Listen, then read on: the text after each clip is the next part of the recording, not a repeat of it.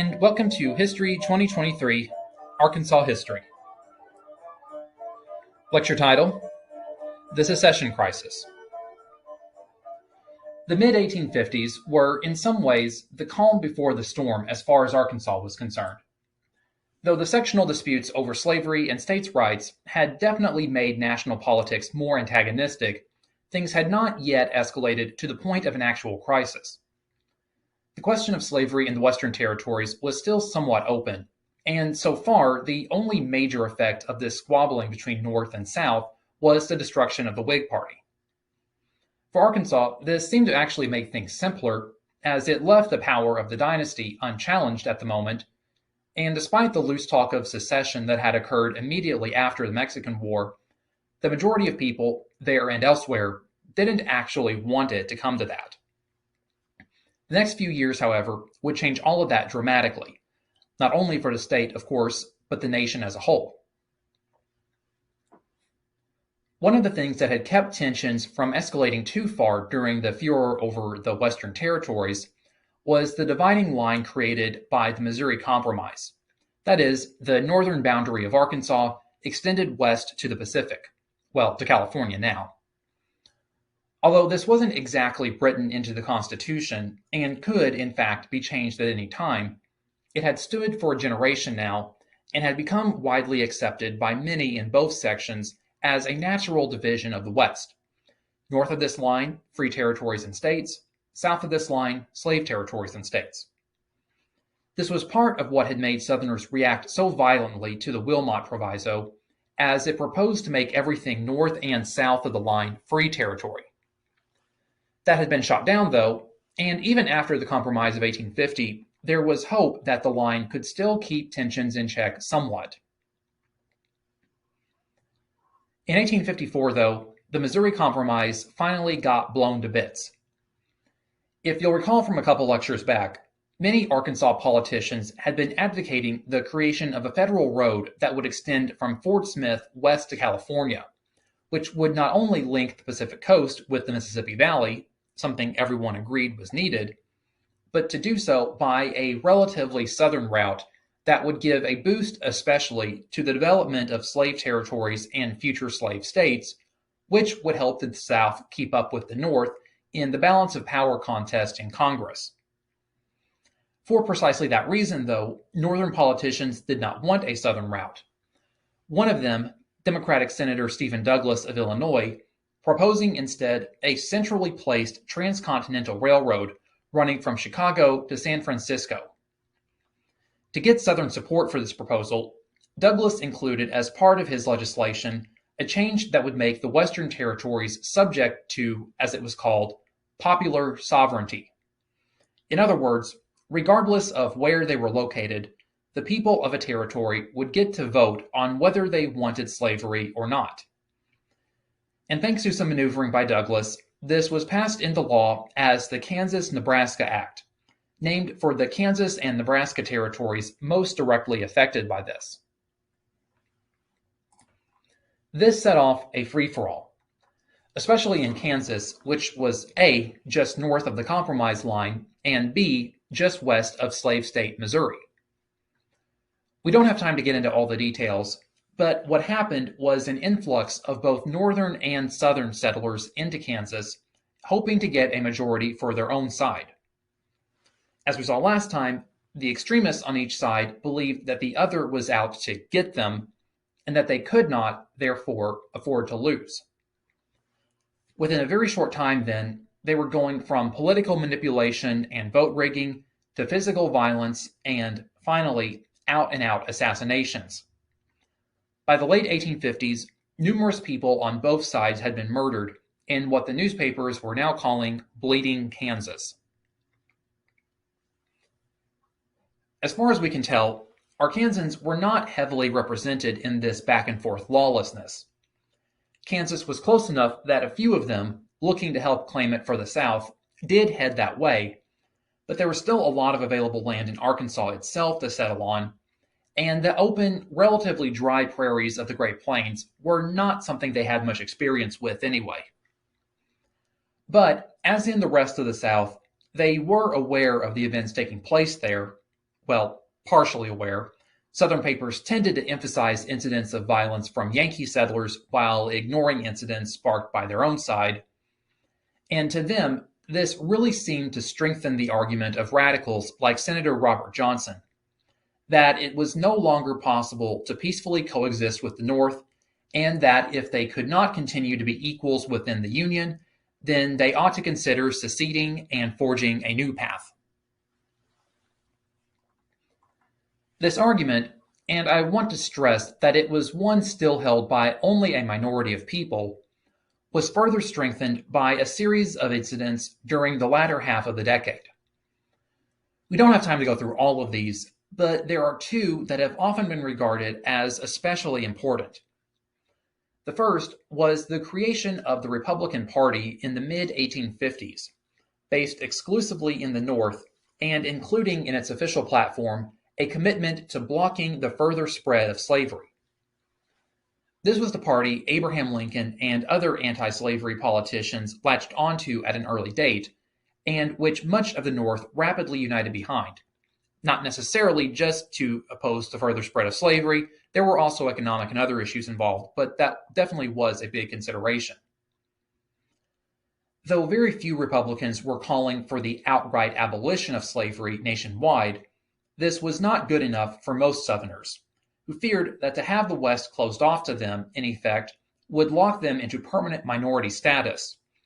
And some of the hotter heads among them, not only in Arkansas but especially in the Deep South, began threatening that if the Republican Party ever gained control of the federal government by winning elections, then they would respond by seceding. The second of these incidents came in October 1859.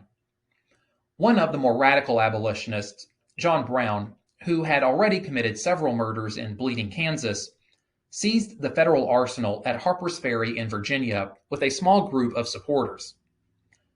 Though it's still debated exactly what Brown's plans were, it's often thought that he was hoping to trigger a large-scale slave revolt and possibly even establish an independent republic of ex-slaves. Whatever his intentions, Brown was defeated, put on trial, and hanged shortly thereafter.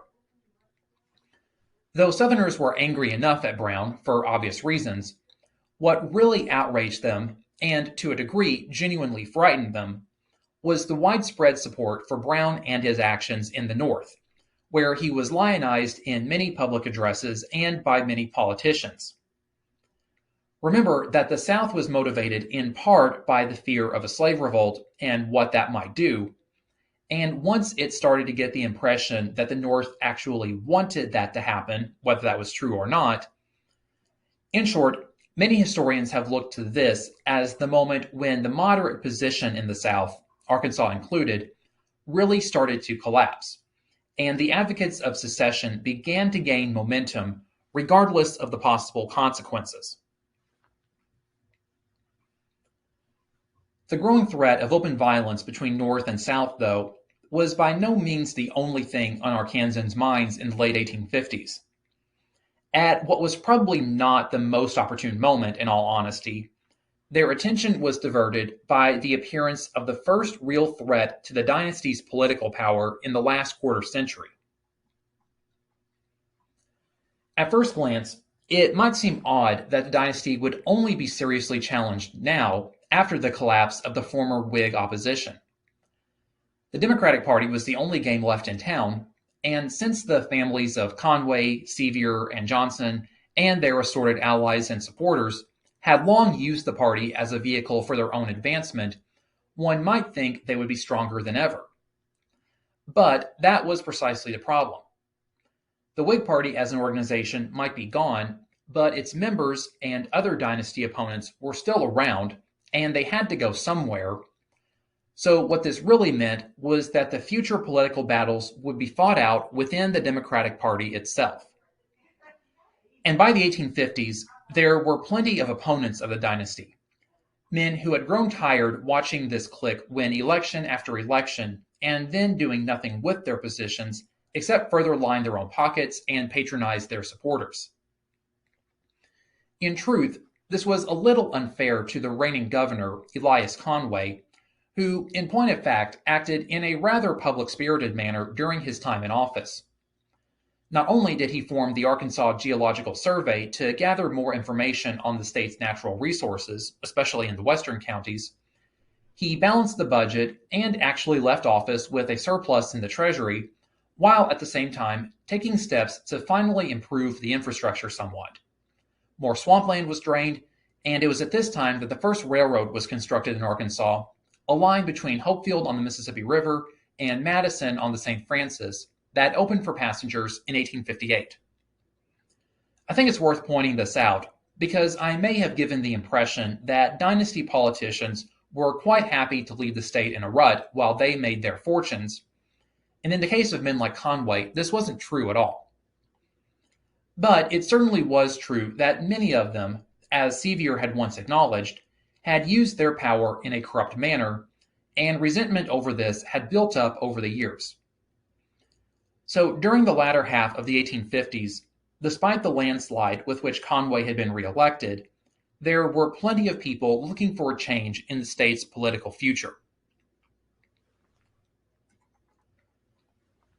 The catalyst for all this was the arrival of Thomas C. Hindman, probably the single most important political figure in late antebellum Arkansas.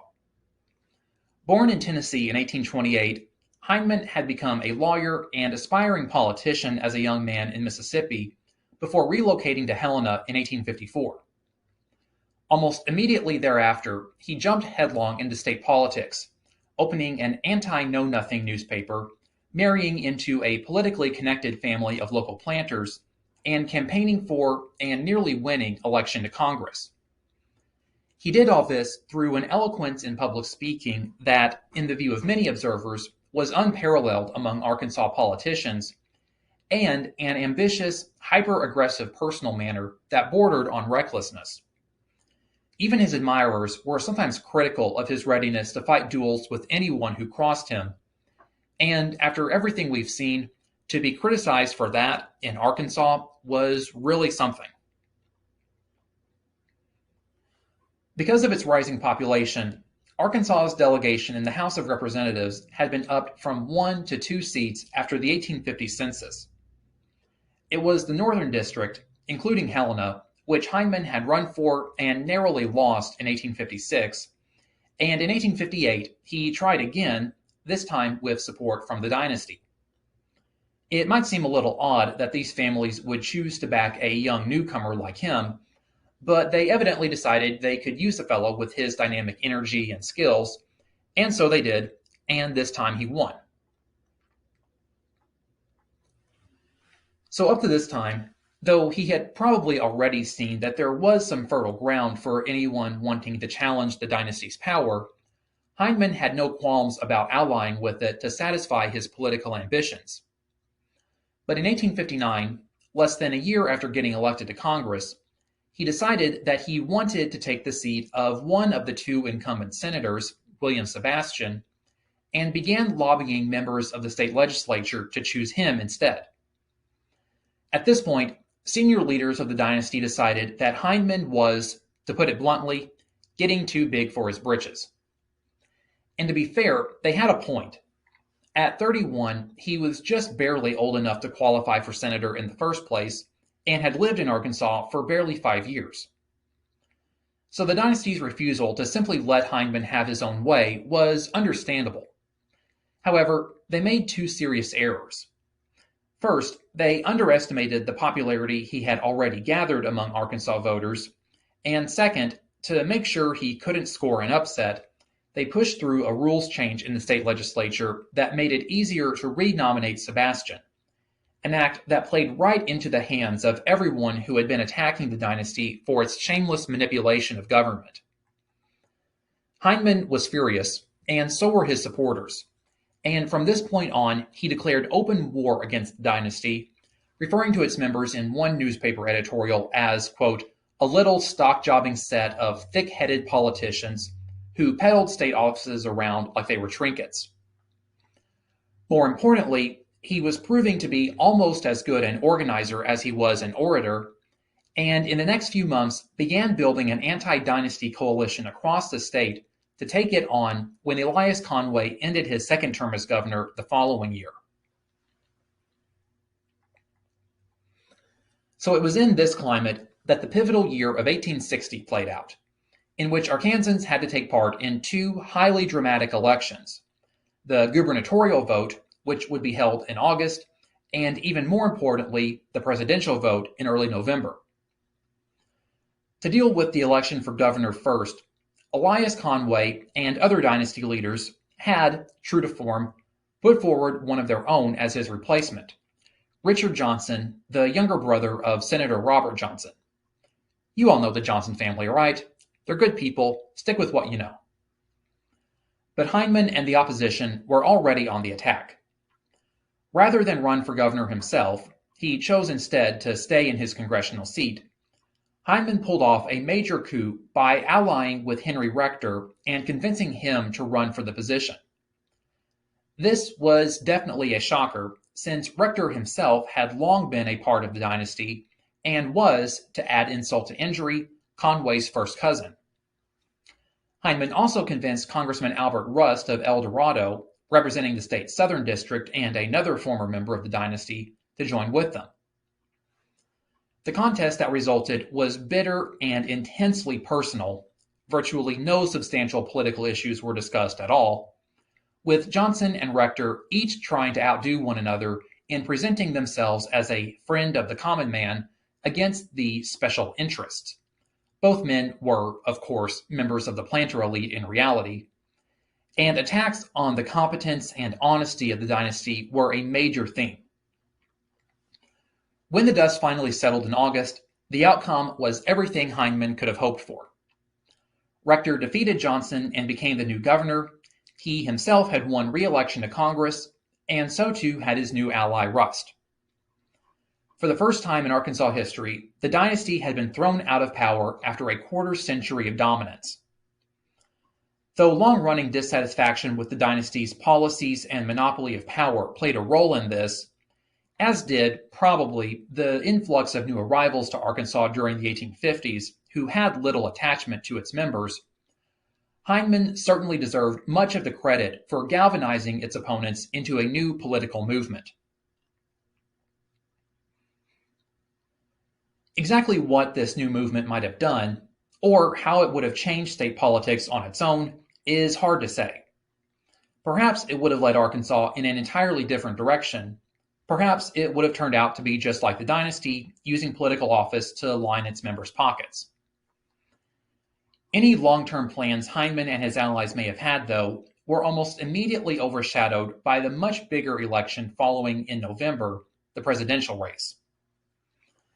In the heat of the sectional infighting, the Democratic Party now split between its northern and southern wings, the Northern Democrats nominating Stephen Douglas, and the Southern Democrats rallying behind John C. Breckinridge of Kentucky, who called for the extension of slavery throughout the Western Territories, a position which, as you might expect, most Arkansas Democrats quickly joined with.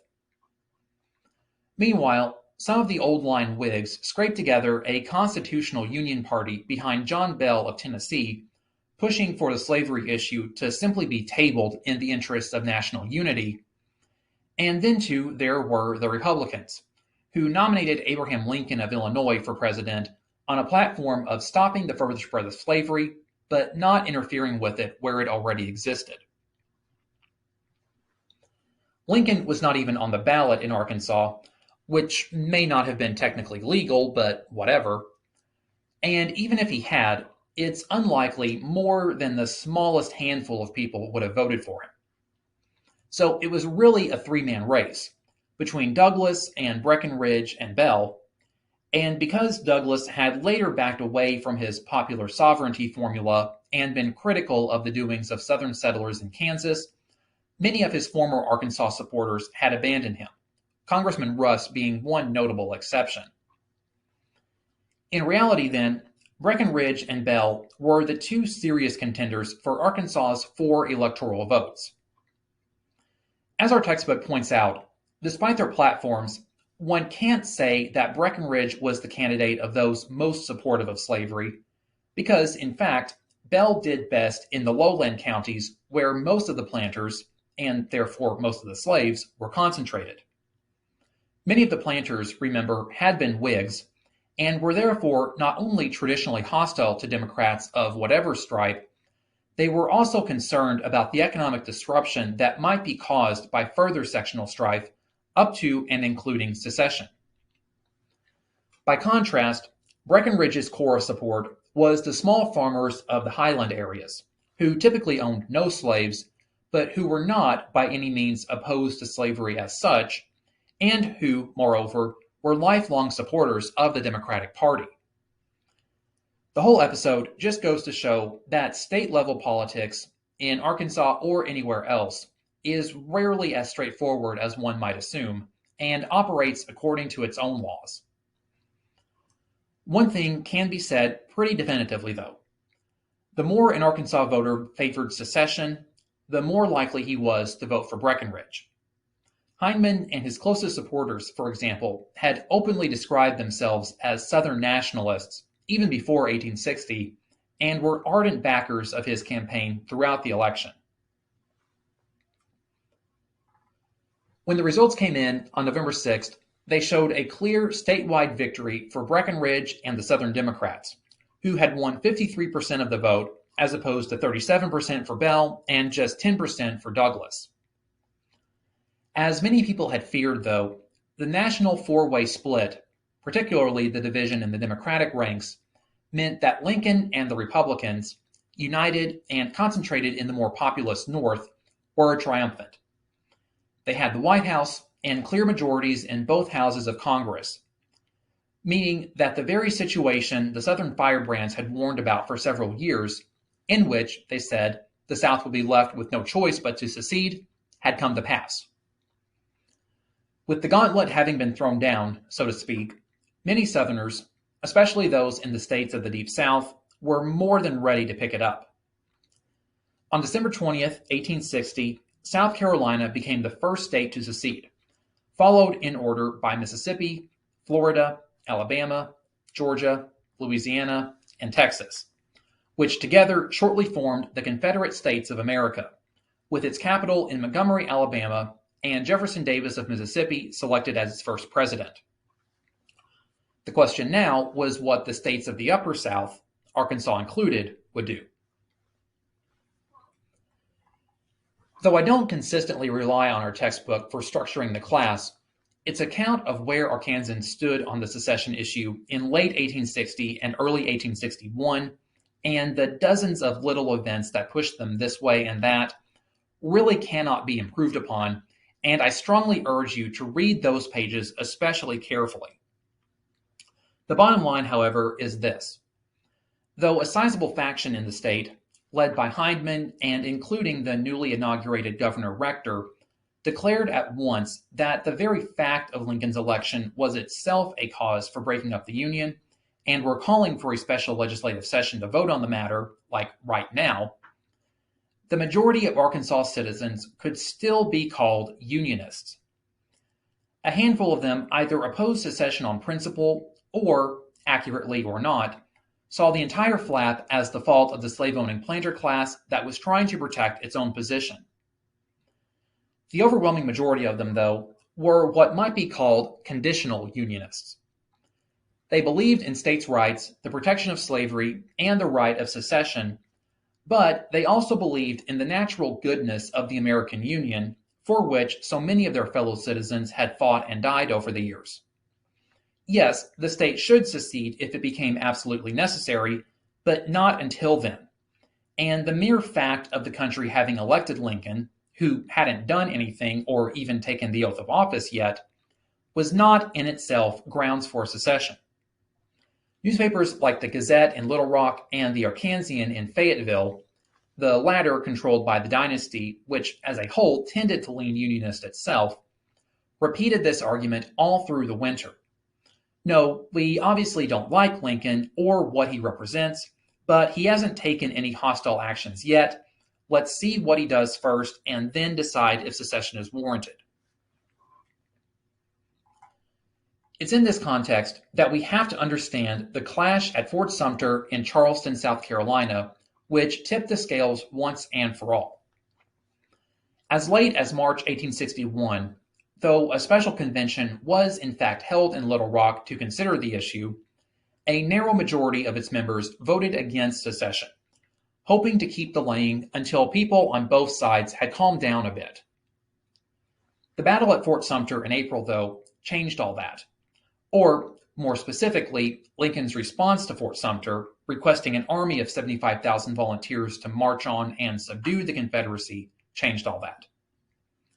For anyone who took the idea of states' rights seriously, and remember, even most Arkansas Unionists did, a military invasion of a state to force it back into the Union was the most egregious and unconstitutional act possible, and, as was the case of the other states of the Upper South, that decided things right then and there.